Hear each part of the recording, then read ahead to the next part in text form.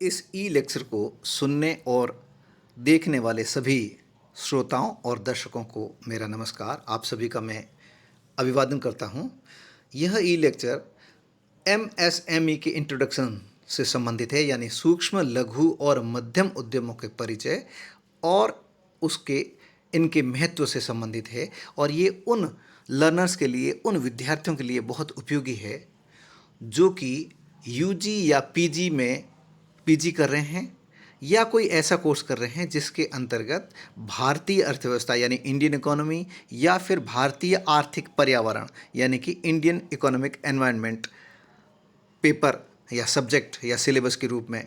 Course में शामिल है। और वे विद्यार्थी जो कॉम्पिटिटिव एग्जाम्स की तैयारी कर रहे हैं, प्रतियोगी परीक्षाओं की तैयारी कर रहे हैं और उनके अर्थशास्त्र विषय के रूप में चुना गया है, या फिर जीके में भी अनेक बार इस प्रकार के प्रश्न पूछ लिए जाते हैं जो एमएसएमई यानी कि सूक्ष्म लघु और मध्यम आकारों से संबंधित होते हैं, चाहे वो निवेश से संबंधित हो या फिर इनके महत्व से संबंधित हो या इनकी परिभाषाओं से संबंधित हो। इस तरह के प्रश्न पूछे जा सकते हैं। इसलिए आप सभी के लिए ये बहुत महत्वपूर्ण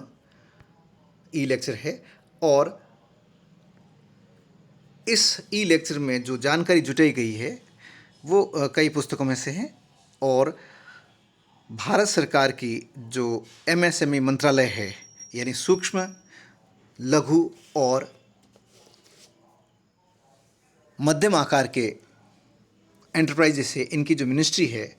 यानी MSME ministry, government of India की रिपोर्ट जो एनुअल रिपोर्ट 2020-21 है उसमें से, और रिजर्व बैंक ऑफ इंडिया के गवर्नर शक्तिकांत दास जी का एक लेख है और रामदास कृष्ण कामत का एक लेख है जो कि तथ्य भारती में छपे हुए उनसे, और भारतीय अर्थव्यवस्था रमेश सिंह द्वारा जो लिखित है उससे, और कुछ अन्य पुस्तकों से जानकारी इकट्ठी की गई है और आपके सामने इन 2 स्लाइड्स में और इस ई लेक्चर में मैं रखने जा रहा हूं। मैं सबसे पहले पृष्ठभूमि की तरफ ध्यान आकर्षित कराना चाहूँगा। उद्योगों की पृष्ठभूमि के बारे में देखते हैं तो मोटे तौर पे हम उद्योगों को 2 भागों में बांट सकते हैं, वृहद पैमाने के यानी बहुत बड़े पैमाने के उद्योग और लघु यानी छोटे पैमाने के उद्योग, जिसे हम वृहद और लघु पैमाने के उद्योग कह सकते हैं, या फिर हम बहुत साधारण भाषा में कहें तो बड़े और छोटे पैमाने के उद्योग। चूँकि छोटे पैमाने के उद्योग जो हैं वो अपने आप में कई प्रकार के हो सकते हैं, इसलिए इन्हें पुनः 3 भागों में बांटा जा सकता है या बांटा गया है, जिन्हें सूक्ष्म यानी माइक्रो, लघु यानी स्मॉल और मीडियम यानी कि मध्यम उद्यम के नाम से जाना जाता है। और इनके बारे में यदि हम और जानना चाहें, उनकी परिभाषाएं क्या है, उससे पहले मैं इनकी पृष्ठभूमि के बारे में थोड़ा सा आपको बताना चाहूँगा। और ख़ास करके जब हम बात करते हैं भारतीय अर्थव्यवस्था की और भारतीय जीवन शैली की, तो हम सभी जानते हैं कि सदियों सदियों से भारतीय अर्थव्यवस्था ग्रामीण अर्थव्यवस्था रही है और भारत के आबादी गाँव में अधिक निवास करती है। और भारतीय अर्थव्यवस्था ग्रामीण अर्थव्यवस्था का जो महत्वपूर्ण स्वरूप है वो कृषि यानी एग्रीकल्चर, खेती और पशुपालन और साथ में छोटे छोटे उद्योगों से ही जुड़कर बना हुआ है। या यूं कहिए कि एक तरह की भारतीय जीवन शैली ही, भारतीय अर्थव्यवस्था ही नहीं बल्कि भारतीय जीवन शैली ही खेती, पशुपालन और छोटे या फिर घरों में जो चलने वाले उद्योग हैं उनसे ही चली आ रही है। बहुत लंबे समय तक लोगों के जीवन का आधार यही, जीविकोपार्जन का और जीने का आधार यही 3 चीज़ें महत्वपूर्ण ढंग से रही है। लेकिन जब हम बात करते हैं आधुनिक भारत में, तो आज़ादी के बाद ज्यों ही स्वतंत्रता प्राप्त हुई और उसके बाद जब देखा गया तो काफ़ी समय तक जो लघु उद्योग की हालत थी वो बहुत बुरी हो गई थी, और जो कुटीर उद्योग या फिर जो घरों में चलने वाले उद्योग थे वो एक तरह से जीर्ण शीर्ण अवस्था में हो चुके थे, और बड़े उद्योगों की हालत भी अच्छी नहीं थी। पूरी तरह से अर्थव्यवस्था जीर्ण शीर्ण की स्थिति में थी। और ऐसी स्थिति में जो अर्थव्यवस्था को पुनर्गठित करना बहुत मुश्किल था, और उद्योगों को फिर से पटरी पर लाया जाए, इसके लिए काफ़ी जद्दोजहद करनी पड़ी और 1956 में पहली औद्योगिक नीति आई। इससे पहले जब हमारा संविधान बना, उसके बाद में 1951 में इंडस्ट्री एक्ट आया था। उसमें कुछ उद्योगों को लिस्टिंग किया गया था, यानी एक शेड्यूल बनाई गई थी। उस में उद्योगों को लिस्टिंग किया गया था, यानी कि सूची में रखा था कि इस तरह से उद्योग हो सकते हैं। 1956 की औद्योगिक नीति जब आई, उसमें कुछ प्रस्तावित थे, उनमें 3 भागों में उद्योगों को बांटा गया था और अनुसूची ए, बी और सी नाम दिया था, जिसमें एक तो ए में तो वो थे जो कि सेंट्रल गवर्नमेंट के उद्योग होंगे,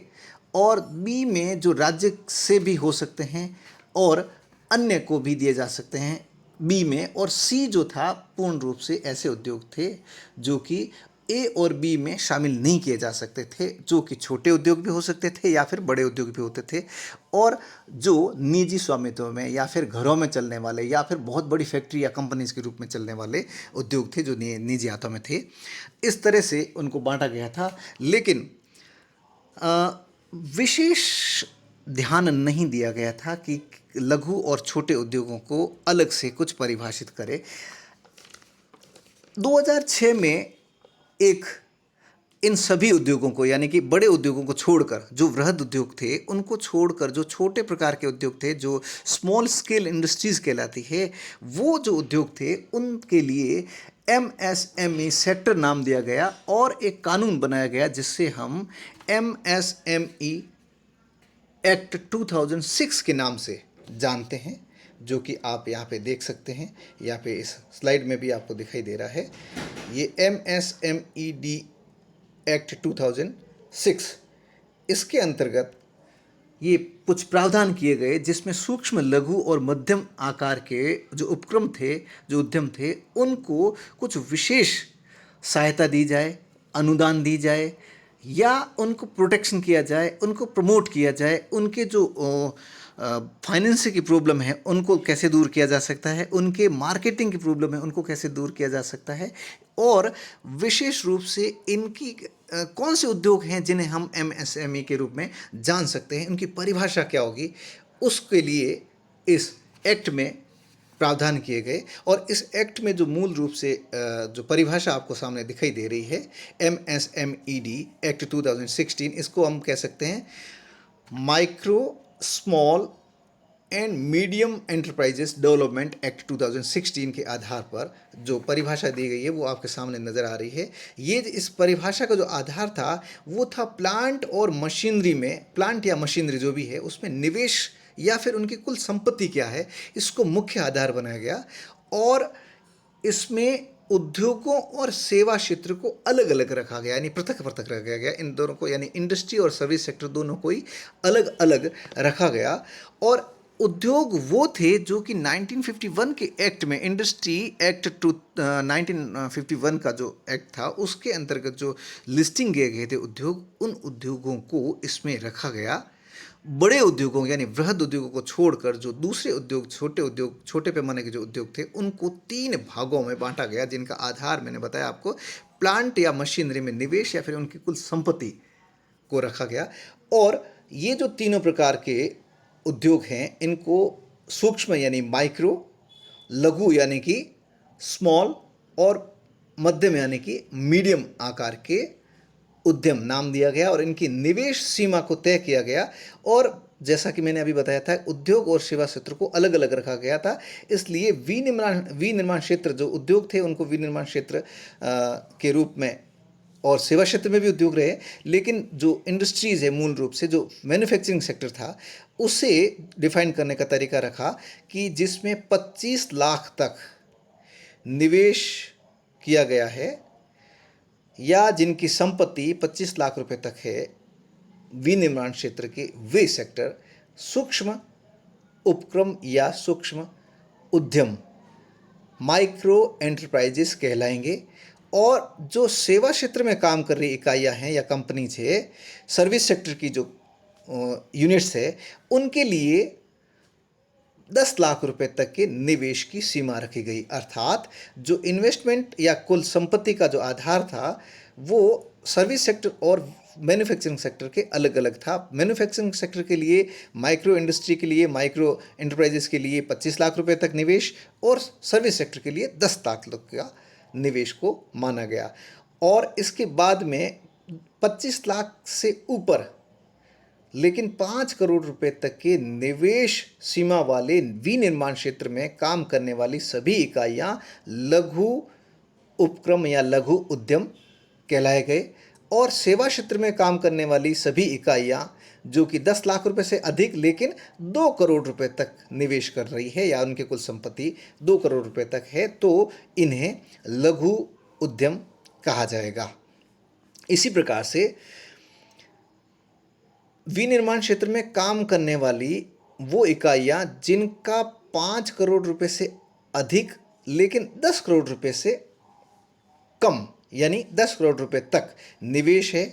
चाहे वो प्लांट है या मशीनरी है, उसमें यदि निवेश उनका 5 करोड़ रुपए से 10 करोड़ रुपए है तो ये विनिर्माण क्षेत्र की इकाइयां मध्यम उद्यम कहलाएगी। जबकि सेवा क्षेत्र में काम करने वाली इकाइयां जो कि 2 करोड़ रुपए से अधिक है लेकिन 5 करोड़ रुपए से कम निवेश है, तो उन्हें मध्यम उद्यम के रूप में या मध्यम उपक्रम के रूप में जाना जाएगा। इस तरह की परिभाषा MSMED एक्ट 2006 में निर्धारित की गई और इसके बाद से इनकी निवेश सीमा के आधार पर इनको अलग अलग भागों में बांट दिया गया। सूक्ष्म, लघु और मध्यम आकार के MSME इनका नाम दिया गया, यानी कि micro, small and medium enterprises, और दोनों को ही अलग अलग रखा गया, यानी मैन्युफैक्चरिंग सेक्टर विनिर्माण क्षेत्र और दूसरा सर्विस सेक्टर यानी कि सेवा क्षेत्र। लेकिन समय के साथ साथ में कई बदलाव देखने को आए और कई चुनौतियां सामने फिर से आई। जो कि पहले चली आ रही थी कुछ चुनौतियां बरकरार रही और कुछ नई चुनौतियां भी सामने आई, जिसके कारण से इसमें अमेंडमेंट किया गया और ये समझा जाने लगा कि MSMED एक्ट में कुछ रिवीजन किया जाना चाहिए। और लंबे समय की जद्दोजहद के बाद में MSMED एक्ट यानी कि सूक्ष्म, लघु और मध्यम उपक्रम विकास अधिनियम 2006 में परिवर्तन करके 2020 में संशोधन लाया गया और ये 1 जुलाई 2020 से लागू हुआ, जिसके अंतर्गत जो मूल अंतर था पहले 2006 और 2020 वाला जो लागू हुआ उसमें, वो ये था कि उद्योग और सेवा क्षेत्र दोनों को ही एक ही माना गया। यानी कि जो अलग अलग था मैन्युफैक्चरिंग सेक्टर और सर्विस सेक्टर, उन दोनों को ही एक माना, यानी इनके लिए जो परिभाषा है वो एक ही रहेगी, निवेश सीमा एक ही रहेगी, टर्नओवर भी एक ही रहेगा। दूसरा था कि निवेश सीमा जो पहले तय की गई थी वो समय में काफ़ी परिवर्तन हो गया है, इसलिए ऐसी अनेक इकाइयां जो दिखने में माइक्रो हैं लेकिन वो वास्तव में दिखने में जो लघु है वो वास्तव में माइक्रो में ही गिनी जाए, या फिर जो मध्यम आकार की दिख रही है लेकिन वास्तव में वो मध्यम आकार की है ही नहीं, वो या तो फिर लघु है या फिर सूक्ष्म में आ चुकी है, क्योंकि समय के साथ में इनकी निवेश सीमा को बढ़ाए जाने की मांग की जाने लगी और जो आवश्यकता महसूस की जाने लगी। फिर एक और चीज़ जो मैंने बताया था कि निवेश सीमा में वृद्धि की गई और एक साथ में टर्नओवर सीमा भी तय कर दी गई, यानी कि एनुअल टर्नओवर, यानी कि साल भर में कितना इनका टर्नओवर होता है उसके आधार पर भी इनको पहचाना जाएगा। लेकिन मूल आधार निवेश सीमा ही रहेगी। टर्नओवर और दूसरे जो आधार है वो उनका जो मुख्य कारण थे, मुख्य आधार या उद्देश्य है इनके, वो ये रहे, यानी कि इसमें संशोधन क्यों किया गया, चाहे निवेश सीमा हो या टर्नओवर हो, या फिर इनकी जो निवेश सीमा है वो बढ़ाकर आगे क्यों कर दी गई। और ख़ास करके ये भी बात है कि ये जो परिवर्तन किया गया है, इस परिवर्तन से होगा क्या, इसमें सबसे बड़ा जो आधार था वो टैक्सेशन था, यानी कि टर्नओवर से टैक्सेशन की सीमा तय की जा सकती है। और निवेश की सीमा बढ़ाने से अनेक निवेश के लिए अनेक लोग या अनेक इकाइयां निवेश के लिए प्रेरित होगी। और ख़ास करके जब हम बात करते हैं कि मेक इन इंडिया और स्टार्टअप, नया भारत और आत्मनिर्भर भारत, इन सब की बात करते हैं तो हमें इनको प्रमोट करना पड़ेगा, प्रमोशन करना पड़ेगा, इनका प्रोडक्शन करना पड़ेगा, फाइनेंशियल और फंडिंग की व्यवस्था करनी पड़ेगी, ग्रांट देनी पड़ेगी, अनुदान देनी पड़ेगी सरकार को, और टैक्सेशन में छूट देनी पड़ेगी। इन्हीं सब को आधार मानते हुए इसकी निवेश सीमा और टर्नओवर सीमा नए रूप में तय की गई। हालांकि मैंने सब लिखा है, आधार, उद्देश्य और कारण क्या रह सकते हैं: taxation, investment, funding, financing, loan, product, promotion, promote और मेक इन इंडिया या फिर स्टार्टअप, ये सब, और आत्मनिर्भर भारत, ये सब इनके आधार रहे। और इसी के चलते इसकी सूक्ष्म, लघु और मध्यम आकार के उद्योगों की परिभाषा को निर्धारित किया गया, जो आपके सामने दिख रहा है। विनिर्माण क्षेत्र और सेवा क्षेत्र दोनों को एक ही माना गया और इनके लिए निवेश सीमा और टर्नओवर सीमा इस तरह से तय की गई है। सूक्ष्म जो वर्तमान की स्थिति है वो इस तरह से है। वर्तमान में सूक्ष्म या माइक्रो स्केल इंडस्ट्रीज वो कहलाते हैं जिनकी निवेश सीमा अधिकतम 1 करोड़ रुपए तक की होती है और वार्षिक टर्नओवर 5 करोड़ रुपए तक का होता है। लघु उद्यम वो कहलाते हैं, यानी स्मॉल स्केल इंडस्ट्रीज वो कहलाते हैं जो कि 1 करोड़ से अधिक हो लेकिन 10 करोड़ तक का निवेश जिसमें हो, यानी इसकी जो निवेश सीमा है वो 10 करोड़ रुपए तक की है और जिसका वार्षिक टर्नओवर 50 करोड़ रुपए, यानी 5 करोड़ से लेकर 50 करोड़ के बीच में हो। और मध्यम आकार के उद्योग वो कहलाएंगे जिनकी निवेश सीमा 50 करोड़ रुपए तक हो, यानी 10 करोड़ रुपए से 50 करोड़ के बीच में हो, और जिनका वार्षिक टर्नओवर 250 करोड़ रुपए तक हो, यानी कि 50 करोड़ तक है तो वो लघु कहलाएंगे, लेकिन 50 करोड़ से 250 करोड़ के बीच में है जिनका वार्षिक टर्नओवर, वो मध्यम आकार के उद्यम कहलाएंगे। और इनसे ऊपर हो तो वो वृहद उद्योगों की श्रेणी में चले जाते हैं। जैसा कि मैंने पहले बताया था कि मोटे तौर पर उद्योगों को 2 भागों में बांट सकते हैं: वृहद उद्योग और यानी छोटे पैमाने के उद्योग और बड़े पैमाने के उद्योग। बड़े पैमाने के उद्योग 250 करोड़ के टर्नओवर से ऊपर वाले और 50 करोड़ रुपए से अधिक निवेश सीमा वाले सब वृहद की श्रेणी में, और इससे नीचे वाले छोटे पैमाने के उद्योग होते हैं जिनके 3 रूप हैं: सूक्ष्म, लघु और मध्यम आकार के उद्यम। अब इसमें हम ये सार के रूप में देखें तो ये देख सकते हैं, सूक्ष्म आकार का जो उद्योग है उसका 10 गुना निवेश सीमा और टर्नओवर सीमा लघु उद्योग की है और लघु उद्योग से 5 गुना अधिक मध्यम आकार के उद्योगों की है। इस तरह से ये इसकी परिभाषा और इसकी जो परिचय है वो संपूर्ण होता। साथ में यदि हम देखें इनका विशेष बात क्या है या फिर इनके महत्व क्या है, तो जैसा मैंने पहले भी बताया कि भारतीय अर्थव्यवस्था और भारतीय समाज गाँव का समाज और गाँव की अर्थव्यवस्था के रूप में जाना जाता है। और ग्रामीण अर्थव्यवस्था में, ग्रामीण समाज में कृषि, पशुपालन और छोटे उद्योग जो घरेलू उद्योग हैं और जो घर घर में हुआ करते थे, वो इनकी खास पहचान है। और वर्तमान स्थिति में यदि देखें तो MSME जो है वो साधारणतया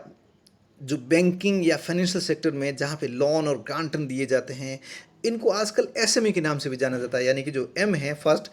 उसको कई बार गौण कर दिया जाता है और MSME जो कि SME के रूप में, यानी कि MSME micro small medium enterprises, small and medium enterprises के रूप में भी जाने जाते हैं। और इनकी जो हिसाब किताब रखा जाता है वो गवर्नमेंट ऑफ इंडिया का मिनिस्ट्री है MSME वो रखता है, और हर वर्ष एक रिपोर्ट जारी की जाती है जिसे MSME एनुअल रिपोर्ट कहा जाता है। इसके अकॉर्डिंग वर्तमान में कुल पंजीकृत इकाइयाँ इन तीनों श्रेणियों में, यानी सूक्ष्म, लघु और मध्यम आकार के जो उद्योग हैं भारत में, कुल पंजीकृत संख्या है 30 से 36 लाख। और यदि हम यूं देखें, यदि मिनिस्ट्री की जो अभी ये रिपोर्ट है इसके अंतर्गत जो लिखा है वो है 30 लाख, और जो शक्तिकांत दास जी हैं वो कहते हैं कि करीब 36 लाख पंजीकृत इकाइयाँ हैं। लेकिन यदि कुल अनुमानित इकाइयाँ देखी जाए जिसमें सूक्ष्म ज़्यादा होगी, वो 6 करोड़ 30 लाख तक हो सकती है, क्योंकि ऐसी अनेक इकाइयां हैं जो घरों में चल रही है लेकिन वो एमएसएमई मिनिस्ट्री के अंतर्गत पंजीकृत या रजिस्टर्ड नहीं है, लेकिन फिर भी वो काम कर रही है। और कई ऐसे भी हैं जो स्टार्टअप हैं, शुरू होते हैं, बंद हो जाते हैं, उनको खूब प्रमोट भी किया जाता है, लेकिन कई परिस्थितियां आ जाती है, जैसे खास करके अभी कोविड के स्थिति देखते हैं, तो ऐसे में कई एमएसएमई जो बंद हुए होंगे और स्टार्टअप के रूप में शुरू हुए होंगे, लेकिन वो ऐसे अनेक हैं जो बंद भी होंगे। तो कुल अनुमानित जो इनकी संख्या है वो 6 करोड़ से अधिक है, 6.3 करोड़ है, और पंजीकृत 30 से 36 लाख है। और जहाँ पर जो पंजीकृत है उनमें कुल अनुमानित रोजगार है वो 80 लाख के आसपास है, लेकिन सभी जो 6.3 करोड़ कुल इकाइयाँ हैं इनमें 11 करोड़ से अधिक लोगों को रोजगार आज की तारीख में मिल रहा है। जीडीपी में इनकी हिस्सेदारी 8% की है। अब देखिए, गौर कीजिए कि जो भारत की जीडीपी है, ग्रॉस डोमेस्टिक प्रोडक्ट, यानी जो राष्ट्रीय आय का महत्वपूर्ण हिस्सा है, महत्वपूर्ण कंपोनेंट है, उसमें 8% की हिस्सेदारी एमएसएमई की रहती है। और यदि टोटल मैन्युफैक्चरिंग में या मैन्युफैक्चरिंग प्रोडक्शन में देखें तो टोटल में 45% एमएसएमई का हिस्सा है, और टोटल एक्सपोर्ट में 40% के आसपास एमएसएमई प्रोडक्ट बेचती है, निर्यात करती है। और यदि एक्सपोर्ट के अंतर्गत इंडस्ट्रियल एक्सपोर्ट की बात करते हैं तो इसमें 49% हिस्सा एमएसएमई का है। और जो कुल